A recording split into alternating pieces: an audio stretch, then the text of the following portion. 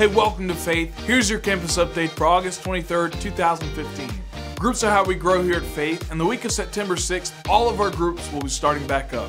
There's a group for everyone in every stage of life, whether it's an outreach group, a spiritual growth group, or an activity group.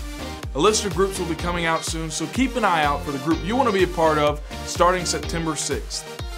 For those of you interested in being a part of our new Goose Creek campus, you'll want to be a part of the next Vision Night on August 23rd. It's happening at 7 p.m. in the Green Barn at Carnes Crossroads, and Pastor Tyler will be there to share his vision for the new Goose Creek campus. So come expecting a night of worship, prayer, and discussion on how God will use Faith Assembly in Goose Creek. Tonight, the Summerville campus will be hosting a group leader event at 6 p.m. If you're already a group leader or have already submitted your application to lead a group, we invite you to Summerville tonight to meet our new discipleship pastor and hear our vision and strategy for all of our groups. There will be light refreshments and childcare will be provided, so if you're a group leader or have already submitted your application, we'll see you in Summerville tonight at 6 p.m. for the group leader event.